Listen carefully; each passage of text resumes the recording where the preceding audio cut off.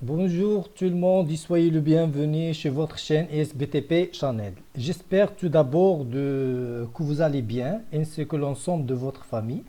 On demande de notre Dieu de nous protéger ensemble contre le Corona. Dans ce vidéo, on va voir comment dessiner un plan de plomberie réseau eau potable, eau froide, avec une méthode de note de calcul très simple pour déterminer le diamètre de chaque tronçon de ce réseau. Au début, on va voir les étapes de dessin de plan de réseau d'eau potable. Première chose à voir, c'est la lecture de plan d'architecte. Et on va voir aussi l'emplacement exact des collecteurs d'eau potable.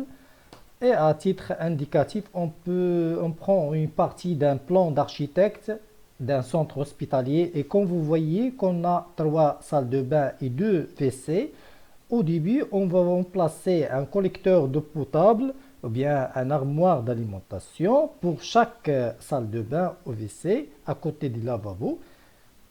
Puis, on va dessiner des arcs bleus pour les eaux froides entre les appareils sanitaires et collecteurs et arcs en rouge en trait interrompu pour l'eau chaude. Et comme vous voyez sur la légende que l'arc bleu pour l'alimentation eau froide en polyéthylène et arc rouge interrompu pour l'alimentation eau chaude en polyéthylène. On met seulement l'eau chaude pour alimenter les douches et lavabo de salle de bain. Les autres appareils sanitaires alimentés seulement en eau froide. Troisième étape, on va déterminer le diamètre de chaque polyéthylène, soit en diamètre 16 sur 20 pour les douches ou bien au baignoire, ou bien le diamètre 13 sur 16 polyéthylène pour les autres appareils sanitaires. La quatrième étape, on va dessiner le réseau potable froide entre les collecteurs et la source d'eau potable. Et comme vous voyez sur la légende, le réseau d'eau potable froide mentionné en CPVC, puisqu'on peut choisir CPVC pour les projets dans le secteur de santé, tels que les centres hospitaliers, les hôpitaux, les laboratoires, etc. Et on peut utiliser à sa place aussi PPR pour les autres projets, seulement pour le réseau intérieur et non pas le réseau extérieur. Le réseau eau potable extérieur peut établir via PEHD car PEHD est plus résistant que PPR. Pour la plupart des projets, on utilise PPR, donc on accepte de remplacer ces PVC en PPR si on a un projet hors la santé. Cinquième étape, on va déterminer le nom de chaque tronçon de réseau d'eau potable, tel que A1 pour le dernier tronçon en antenne et A2 pour le deuxième tronçon et ainsi de suite jusqu'à la source d'alimentation d'eau potable.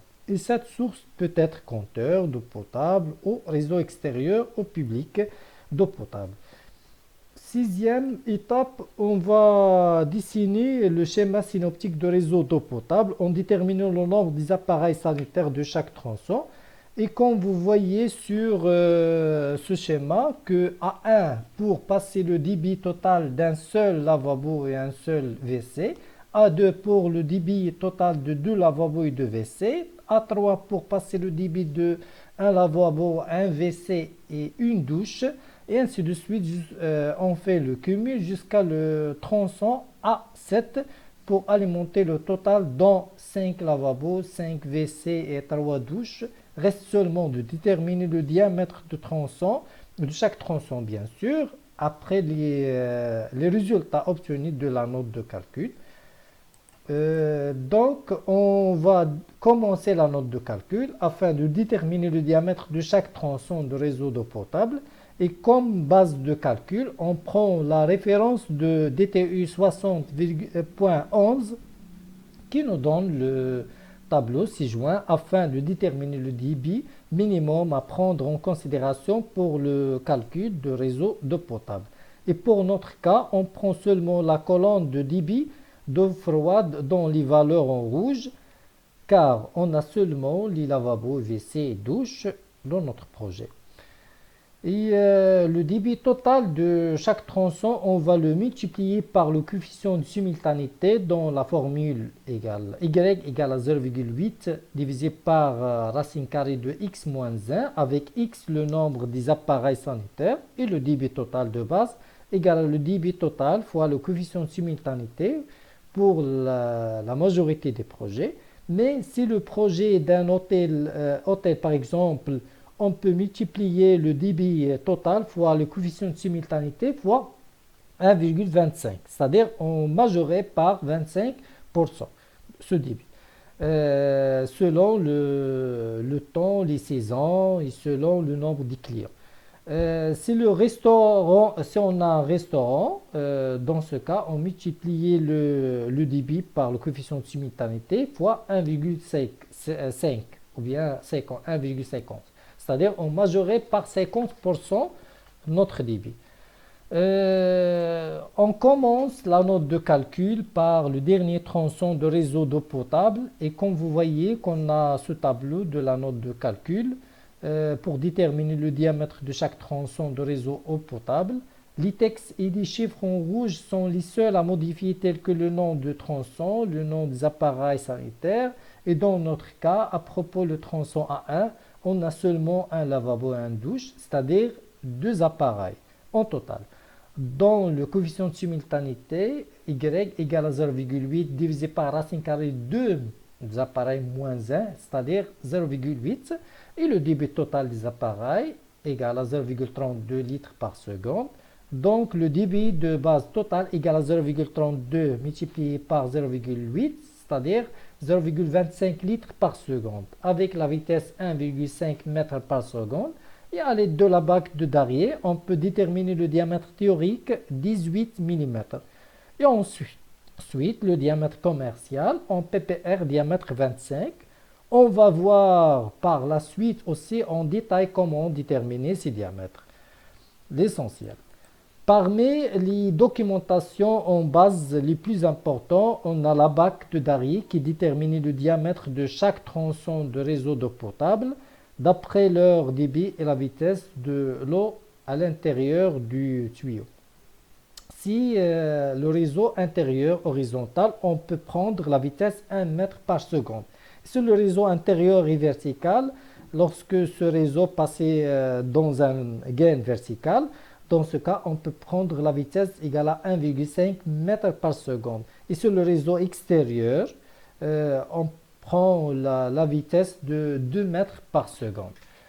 Dans la bague de Darrier, on a 4 lignes verticales graduées. La première ligne concerne le débit en litres par seconde et la deuxième ligne concerne le diamètre en millimètres. La troisième ligne concerne perte de charge en mètres et la quatrième ligne concerne la vitesse selon la position de réseau horizontal ou vertical, soit intérieur ou extérieur. L'essentiel. Et pour bien manipuler la bague, on dessine une ligne fin par un crayon, passant par la vitesse et le débit. L'intersection avec la ligne graduée de diamètre nous donne le diamètre théorique de tronçon. Et pour le premier tronçon A1, dont le débit égale à 0,25 litres par seconde, comme déterminé sur le tableau de la note de calcul précédente, on a donc le diamètre théorique de 18 mm et d'après le tableau commercial des différents diamètres de PPR, on prend PPR diamètre 25 car son diamètre intérieur égale à 18 mm. Donc le diamètre du tronçon A1 égale à PPR diamètre 25 et avec cette méthode, on peut déterminer le diamètre commercial de chaque tronçon. Et à titre exemple, on a le tronçon A4 dont 3 WC, 3 lavabos, 3 WC et une douche, c'est-à-dire 7 appareils et le coefficient de simultanéité Y égale à 0,32 avec le débit total égal à 1,29 litres par seconde. Donc le débit total de base égale à 1,29 fois multiplié par 0,32 égale 0,42 litres par seconde avec la vitesse de 1,5 mètres par seconde. Et à l'aide de la bac, on trouve le diamètre théorique de 23 mm. Et d'après le tableau de PPR, on prend donc PPR diamètre 32 mm pour le tronçon A4. Et de même façon, on peut déterminer le diamètre commercial PPR diamètre 40 mm pour le dernier tronçon A7 dont 5 lavabos et 5 WC et 3 douches. Reste seulement d'écrire à côté de chaque tronçon de diamètre commercial correspondant et comme vous voyez que le tronçon A1, A2, A3, A5 et A6 dans le PPR diamètre 25 et tronçon A4 en PPR diamètre 32 et tronçon A7 en PPR diamètre 40. Voilà, notre plan est terminé.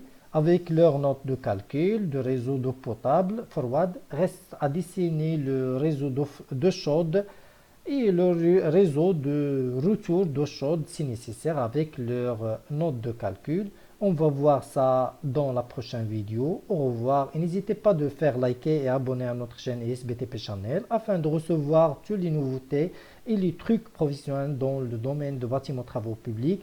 Merci beaucoup pour votre attention et à la prochaine vidéo. Merci encore une fois.